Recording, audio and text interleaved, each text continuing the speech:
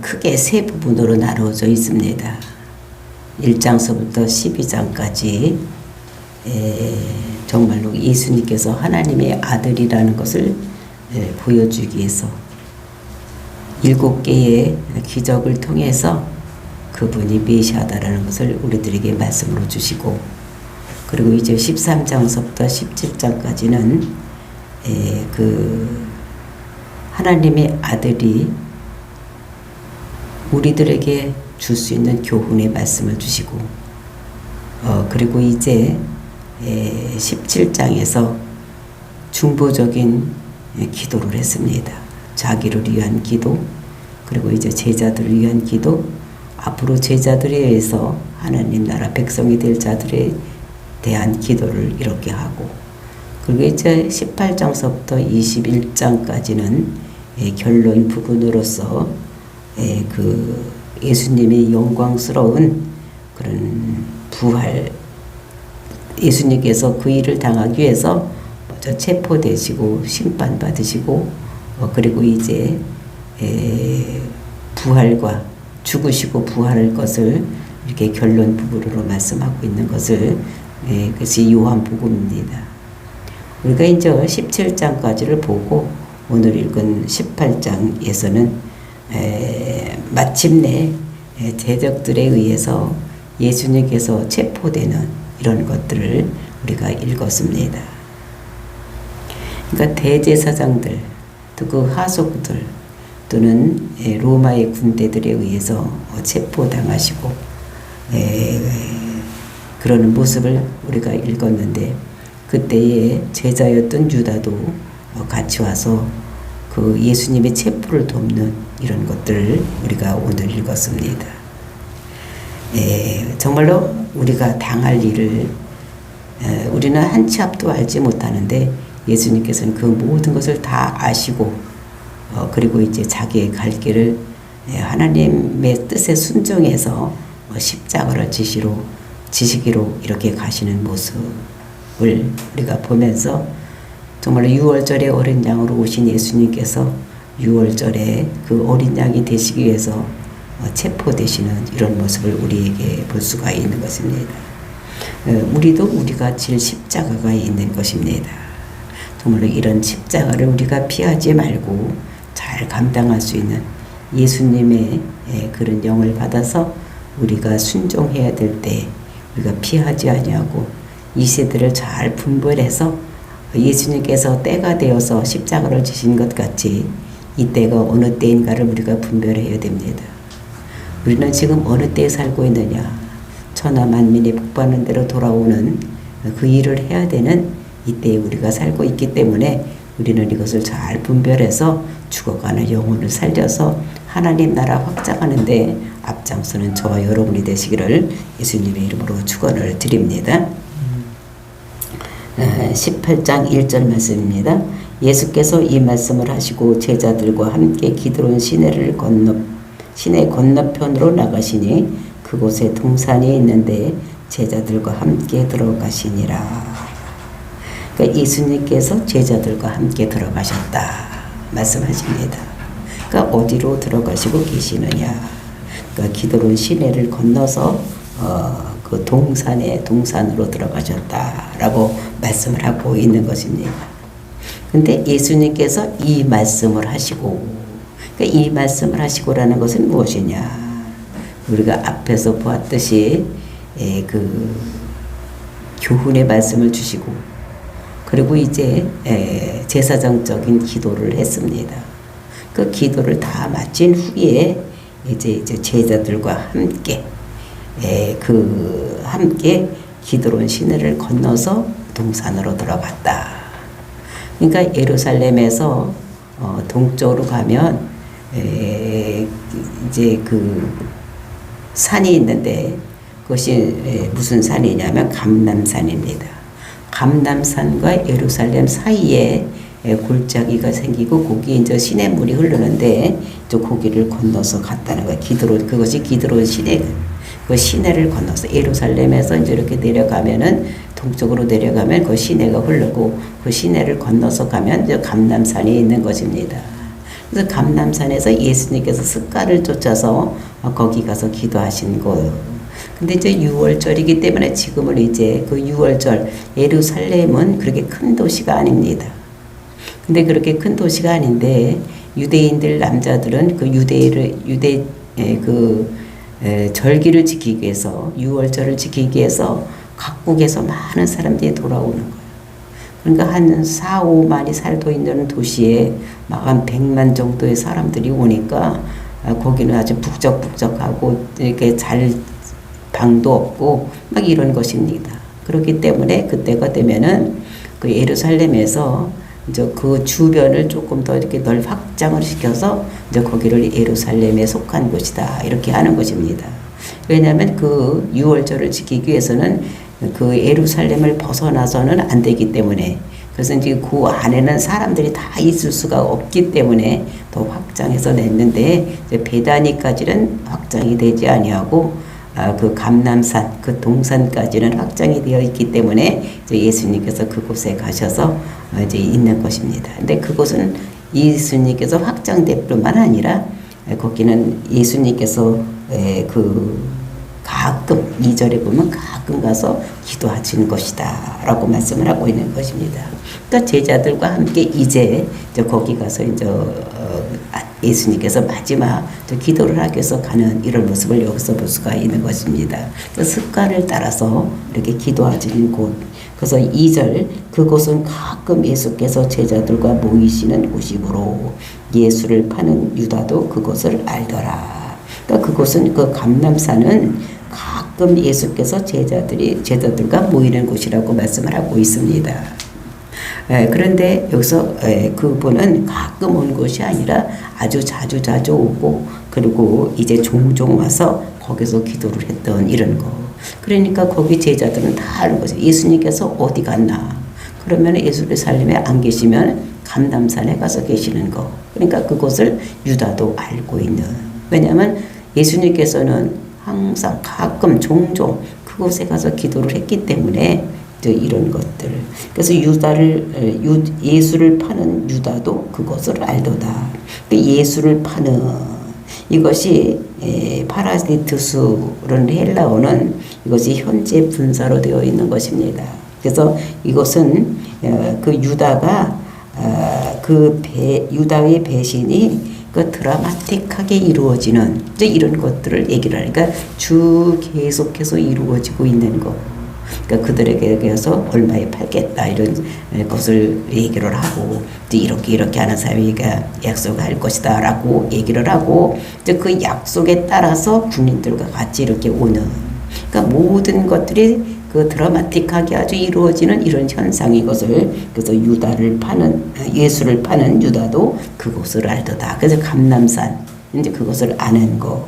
그러니까 겟세마네 동산을 아는 것입니다. 왜냐하면 항상 그곳에 와서 자주 또는 종종 이렇게 기도를 하고 있었기 때문에 이 유다도 예루살렘에 안 계시면 성전에 안 계시면 다 그곳에 가서 계신다. 이것을 뻔히 알고 있는 이런 일입니다. 그래서 유다가 이제 오는 그것이 3절 말씀입니다. 유다가 군대와 대제사장들과 바리새인들에게 얻어 아랫사람들 데리고 등과 횃불과 무기를 가지고 그리로 오는지라.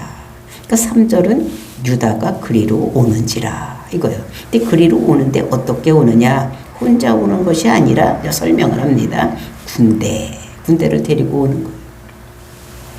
이 군대는 그때는 로마가 다스리고 있었기 때문에 로마의 군대가 약 한 6천 명 정도가 여기 예루살렘에 와서 있었다고 합니다. 왜냐하면 유대 사람들은 많은 소요가 일어나고 있었기 때문에 이것을 막게 하기 위해서 그렇게 군대가 여기 와서 있었고 그리고 이제 거기에는 또 대제사장들과 바리새인들 이런 사람들을 호위하는 그런 그 밑에 하인들이 있었던 이런 것입니다. 그러니까 군대하고 또 그 사례들인 공회에서 이렇게 보내준 이런 사람들과 같이 아랫사람들을 데리고 같이 오는 것이 유다 혼자 오는 것이 아니라 군대만 오는 것이 아니라 사례들인 공회에서 내어준 아랫사람들을 데리고 그리고 그때는 6월절이라 보름쯤 되었지만 그래도 밤이기 때문에 이제 등불을 가지고 등과 횃불과 무기를 가지고 그들이 그리로 오는지라. 깜깜한 밤이었어. 밤이기 때문에 횃불과 등 이런 걸 가지고 그리고 이제 잡으려고 무기를 가지고 그리로 그러니까 동산 겟세마네 동산으로 오는 그러니까 유다가 이런 모든 사람들을 다 데리고 이렇게 동원해서 오는 예수를 잡으려고 오는 이런 때인 것을 여기서 볼 수 있는 것입니다. 그래서 유대인들은 그러니까 거기 딴 우리가 복음서를 보면 검과 몽치를 가지고 왔다. 근데 여기서는 그냥 등불과 횃불과 무기라고 이렇게 얘기를 하고 있는 것을 볼 수 있고 4절에 보니까 예수께서 그 당할 일을 다 아시고 나아가 이르되 너희가 누구를 찾느냐. 그 예수님께서는 전지하신 그러니까 하나님은 전지하신 분이에요. 그 전능하신 분입니다. 그러니까 모든 것을 다 아는 거예요. 우리는 한 치 앞도 알지 못하지만 예수님께서는 모든 것을 다 아는 거예요. 앞일도 알고 과거와 현재와 미래를 모두 한눈에 꿰뚫어 아시는 이런 분이시기 때문에 자기를 잡으러 오는 또는 유다를 팔사라고 자기를 팔자라고 미리 알았던 것 같이 유다가 오는 것도 다 알고 계시는 이런 분인 것을 볼 수가 있는 것입니다. 그러니까 예수님의 전지성 이런 것들을 볼 수가 있는 것입니다. 그래서 그 당할 일을 다 아시고 나아가 이르되 너희가 누구를 찾느냐. 그러니까 예수님을 그러니까 잡으러 오니까 나가서 누구를 찾느냐고 하는 것입니다. 우리는 만약에 나를 잡으러 오는 걸 내가 알았다면 어떻게 해야 됩니까? 숨어야 되는 거예요. 숨어야 되는 것입니다. 우리가 앞에서도 보았듯이 예수님께서 그 예수님을 잡으러 왔을 때에 예수님께서 숨어서 살았던 모습도 우리가 볼 수가 있었습니다. 근데 그때는 왜 그러냐? 이때는 아직 내 때가 되지 않았기 때문에 예수님께서 피해서 있었던 모습을 볼 수가 있는데 이제 오늘은 당당하게 나가시는 것입니다. 자기를 잡으러 온 것도 알았는데 당당하게 나가서 너희가 누구를 찾느냐 이렇게 물어보는 것입니다. 왜냐하면 지금은 이제 때가 되었기 때문에 당당하게 나가서 너희가 누구를 찾느냐 이렇게 물어보시는 이런 모습을 우리가 볼 수 있는 것입니다. 정말로 우리 같으면 얼른 피해서 다른 곳으로 가고 죽기 싫으니까 피해 갔을 텐데 예수님께서 당당하게 모든 것을 다 알았지만 나가서 너희가 누구를 찾느냐 이렇게 물었을 때에 그들이 대답이 5절 말씀입니다. 대답하되 나사렛 예수라 하거늘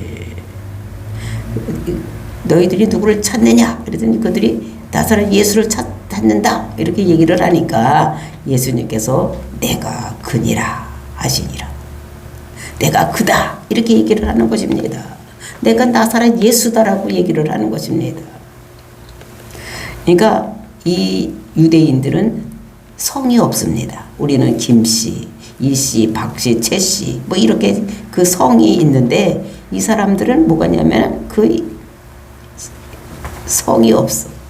그러니까 그 사람을 부를 때 뭐라고 부르느냐. 어디에 사는 누구. 그러니까 우리나라도 여자들이 시집 오르면 이름을 부르지 않고 태코를 불렀던 것 같이 이 사람들은 어디에 사는 누구 이렇게 얘기를 하는 것입니다. 그래서 나사렛에서 나사렛은 예수. 왜냐면 그 당시 예수라는 말이 엄청나게 많았어. 그러니까 우리나라 사람들 중에서도 옛날에 철수, 영희 뭐 이렇게 이름이 많았던 것 같이 이때는 어떻게 됩니까? 그 예수라는 이름이 굉장히 많았던 그러니까 여호수아, 예수 뭐 이런 이름이 엄청나게 흔하게 많았던 이런 이름. 근데 만약에 예수 이렇게 하면 어떻게 됩니까? 많은 사람들이 누군지를 모르는 거예요. 그러니까 오늘날도 사람들이 모였을 때 그냥 이름만 부르고 성 안 부르고 이름만 대면 많은 사람이 대답할 수 있는 것 같이 그래서 나사렛 예수라고 얘기를 하는 이런 모습을 우리가 여기서 볼 수가 있는 것입니다. 내가 끄니라 하시니 그를 파는 유다도 그들과 함께 섰더라. 그러니까 그를 파는 유다, 그러니까 팔았던 유다도 거기 같이 섰는데 왜 섰느냐? 진짜 이 사람이 나사렛 예수인지를 확인을 하기 위해서. 그러니까 군인들이나 또는 그 대제사장들이나 바리새인들이 하인들은 이 예수를 봐도 진짜인지 아닌지 모르는 거예요. 왜 유다 그 예수라는 이름을 가진 자가 많기 때문에 내가 예수다 나올 수도 있기 때문에 이 예수님을 아는 유다가 확인하기 위해서 같이 온 거. 그러니까 이 사람이라고 가르쳐 눈짓을 하고 뭐 암호를 정했던 것을 그래서 가서 포옹하고 입 맞출 때 그가 예수라고 다른 복음서에 보면은 이렇게 나와 있는 거. 그러니까 이거 확인하기 위해서 이렇게 온 것인 것을 볼 수 있는 것입니다. 그랬을 때에 예수께서 그들에게 내가 크니라 하실 때에 그들이 물러가서 땅에 엎드러진지라. 그러니까 예수님께서 내가 크니다 이렇게 말을 했더니 그 말이 떨어지자마자 그 사람들이 어떻게 됐다는 것입니까? 땅에 엎드러졌다는 것입니다. 그러니까 힘을 잃었다는 거예요. 그러니까 하나님의 강력한 그런 임재가 나타난 거예요. 그러니까 하나님의 임재가 나타나면 그 사람들이 그 반응이 일어나는 것입니다. 그러니까 능력이 나타나는 이런 것들을 볼 수가 있어요. 그러니까 막 땅이 흔들리기도 하고 임재가 나타나면 흔들리기도 하고 막 이런 역사가 일어나는 것입니다. 그 강력한 임재가 일어나니까 내가 크니다. 그런데 이제 거기 왔던 사람들이 다 땅에 가서 엎드러지는 이런 모습을 볼 수가 있는 것입니다. 그러니까 이것을 보면서 정말로 놀라는 거예요. 거기 있는 사람들이 지금 군대라고 하면은 그 600 내지 700명 정도 되는 데를 군대라고 하는 거예요. 그러니까 유다가 군대와 같이 왔기 때문에 약 한 600명 내지 700명. 그리고 이제 대제사장들과 바리새인들이 그 아랫사람을 보내서 같이 왔기 때문에 거기도 한 100명이나 200명 정도는 왔을 거 아닙니까? 그러니까 적어도 그 합하면 600명은 넘는 거예요. 600명 내지 700명이 오는데 그 사람들이 어떻게 돼? 그들이 물러가서 땅에 다 엎드러진 것입니다. 그러니까 예수님의 임재, 하나님의 임재가 나타나기 때문에 정말로 하나님의 능력이 나타나는 그랬을 때 모두가 다 땅에 엎드러지는 이런 일이 일어난 것을 우리가 여기서 볼 수가 있는 것입니다. 그러니까 땅에 엎드러졌으니까 이제 경배하는 꼴이 된 것입니다. 그렇죠? 자기가 하기 싫든 하기 좋든 하여튼 땅에 엎드러졌으니까 경배하는 모습이 된 이런 것을 볼 수 있는 것입니다. 그랬을 때 예수님께서 7절 이에 다시 누구를 찾느냐 물으신데 그들이 말하되 나사렛 예수라 하거늘. 다시 한번 땅에 엎드러진 사람들에게 누구를 찾느냐 그랬더니 나사렛 예수를 찾는다고 하는 것입니다. 분명히 자기를 찾는다고 말씀하시는 것을. 그러니까 사절과 똑같은 반복해서 똑같은 말을 하는 것을 볼 수가 있는 것입니다. 너희가 누구를 찾느냐 이렇게 했는데 4절에서는 군인들이 또는 예수님을 이렇게 물었다면 이제 이 군인들이 갑이고 예수님이 을이라면은 이 7절에서는 이제 예수님이 갑이 되고 이 사람들이 군인들이 을이 되는 그러니까 전세가 역전이 된 거. 아까는 당당하게 군인들이 잡으러 와서 이렇게 했었지만 지금은 어떻게 됩니까? 이제 반대로 된 거예요. 땅에 엎드러져 있는 그들에게 누구를 찾느냐 이렇게 물었더니 나사렛 예수를 거라 하거늘. 8절 맞습니다. 예수께서 대답하시되 너희에게 내가 그니라 하였으니 나를 찾거든 이 사람들이 가는 것을 용납하라 하시니.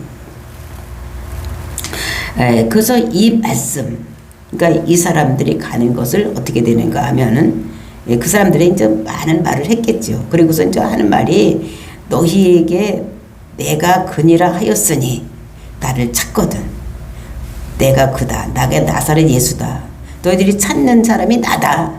그런 나를 찾으면 나만 데리고 가고 여기 있는 사람들은 용납을 하라. 가는 것을 용납을 하라는 거예요.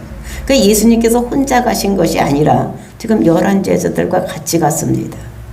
같이 갔는데 이제 나만 붙잡고 가고 지금 이 제자들은 가는 것을 용납을 하는 거예요. 다른 데로 가는 것을 용납을 하라고 말씀하신 것을 볼 수가 있는 것입니다. 그래서 이것을 봤을 때 이 나사렛 예수만 잡으러 600명 내지 700명 정도가 왔겠습니까? 그러니까 여기 있는 제자들까지 다 일망타진하려고 이렇게 많은 군사들과 또는 그 아랫사람들을 데리고 왔는데 예수님께서 그들에게 말씀하시기를 뭐라고 말씀하시는 것인가 하면 나를 찾거든 나만 붙잡아가고 이 사람들은 가는 것을 용납을 해라. 왜 용납을 했대? 우리가 17장에서 보았듯이 17장 2절에서 12절까지 기도를 했습니다. 아버지여 이 사람들을 이 세상에 내가 데려가려고 하는 것이 아니고 이 사람들을 이 세상에 보존을 해야 되기 때문에 이 사람들을 보존해 주십시오. 왜냐하면 내가 가면 이제 이 사람들이 남아서 예수는 그러더라고 복음을 전해야 될 사람들이기 때문에 이 사람들을 보존해 달라고 기도를 했습니다. 그러니까 미리 알고 기도를 한 것입니다. 보존해 달라고. 그런데 지금 자기가 붙잡혀가고 이 사람들까지 다 붙잡혀가면 복음의 말씀을 누가 전하겠습니까? 그러니까 나만 붙잡으러 왔으면 나는 어차피 나는 죽으러 왔으니까 내가 죽을 때가 돼서 죽으러 가니까 내가 붙잡혀 가니까 너희들은 나만 붙잡고 가고 이 사람들은 가는 것을 용납을 해라. 전도의 열매를 맺어서 복음이 이제 땅끝까지 전해야 되는 사람들이 이 사람들이기 때문에 이 사람들을 가는 것을 용납을 하라 라고 말씀하고 있는 것입니다. 근데 이 사람들이 예수님과 잡으러 왔겠습니까? 모든 사람을 다 잡아서 제자들 다 잡아서 일망타진하려고 이렇게 왔는데 예수님께서 그들에게 명령하는 것입니다. 이 사람들을 가는 것을 용납을 하라. 내버려 둬라. 그럴 때 9절 이는 아버지께서 내가 주신 자 중에서 하나도 잃지 아니하였사옵나이다 하신 말씀을 응하게 하려 함이라. 그러니까 아버지께 기도할 때 아버지께서 주신 자들을 내가 하나도 잃지 않았습니다. 근데 잃은 자는 누굽니까? 유다 하나. 그것도 내가 잃은 것이 아니라 말씀을 응하게 하려고. 내가 십자가 달려서 죽어야 되는데 그 일을 하기 위해서 미리 정해진 자가 누구냐면 유다였다는 것입니다. 그래서 그 일을 하기 위해서 유다는 제 일을 한 것이고 내가 잃은 것이 아니고 나는 하나도 잃지 않았다고 말씀하신. 그래서 그 말씀을 응하게 하려 함이니라. 그래서 하나도 잃지 않고 그래서 모든 것을 다 가는 것을 용납해 두어서 모두 잃지 않게 모든 걸 해달라 이렇게 말씀하는 것입니다. 10절 말씀입니다. 이에 시몬 베드로가 칼을 가졌는데 그것을 빼어 대제사장의 종을 쳐서 오른편 귀를 베어버리니 그 종의 이름은 말고라. 이제 시몬 베드로가 칼을 뺐습니다. 그 칼은 그 마카이라. 그러니까 양 잡을 때 이렇게 조그마한 칼로다가 잡는. 그러니까 군인들이 가지고 있는 칼이 아니라 조그마한 호신용 칼입니다. 이 호신용 칼을 가지고 있다가 이 베드로가 그 종 말고의 귀를 잘랐던 이런 모습을 볼 수 있는 것입니다. 그래서 큰 칼로 귀를 친 것이 아니라 조그만 칼로 이렇게 베드로가 그 말고의 귀를 잘랐던 이런 모습을 볼 수가 있는 것입니다.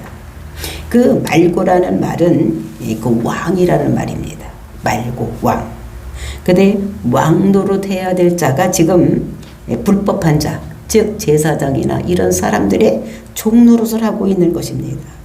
그러니까 우리의 모습을 나타내고 있는 것입니다. 하나님이 우리를 지으실 때 아담을 에덴 동산에 지으실 때에 모든 것을 다 다스리라고 이렇게 사람을 만들어 놨는데 그 에덴 동산에서 왕이 돼서 모든 것을 다 다스리려고 했는데 죄를 지음으로 인해서 이 사람이 어떻게 되면 타락에 빠짐으로 인해서 종의 모습이 된 그것은 말고예요. 그러니까 말고라는 것은 원래 왕인데 왕이 왕 노릇을 하지 못하고 종 노릇을 하는. 그러니까 우리가 이 세상에 왕 노릇을 하고 살아야 되는데 타락한 죄인들은 다 마귀의 종 노릇을 하고 있는 이런 것인 것입니다. 그래서 예수님께서 이것을 회복시키기 위해서 오신 것이. 그래서 말고의 귀를 만져서 회복시켜주는. 근데 여기서는 이제 그거를 모습인데 공관복음을 보면 예수님께서 그 귀를 말고의 귀를 만져서 붙여주는 회복시켜주는 이런 모습입니다. 그러니까 왕의 모습으로 회복을 시켜주는 거예요. 우리의 모습을 예수님께서 오셔서 우리를 만지시고 회복시켜주는 이런 말씀을 우리들에게, 그러니까 왕노릇 해야 될 자가 종노릇 하고 있으니까 예수님께서 자기가 죽으심으로 그를 믿는 자들에게 다시 왕의 자로 회복시켜주는 이런 일을 하시러 오신 것입니다. 그때 11절, 예수께서 베드로더러 이르시되 칼을 칼집에 꽂으라. 아버지께서 주신 잔을 내가 마시지 아니하겠느냐 하시니. 그래서 베드로에게 명령을 하는 것입니다. 칼을 칼집에다 꽂아라. 그 칼로다가 하면, 우리 다른 공간 복음에 보면 칼을 사용하는 자는 칼로 망할 것이라고 말씀하시고 있는 것을 볼 수가 있어요. 칼을 사용하지 말고 칼을 꽂고 예수님께서 다시 회복을 시켜주는 것입니다. 그러면서 자기가 지금 자기는 이 일을 당해야 된다는 것입니다. 아버지께서 주신 잔을 내가 마시지 아니하겠느냐. 그러니까 아버지께서 주신 잔이라는 것은 무엇이냐? 예수님께서 십자가를 지어야 되는 거예요. 예수님께서 이 땅에 오신 이유가 뭡니까?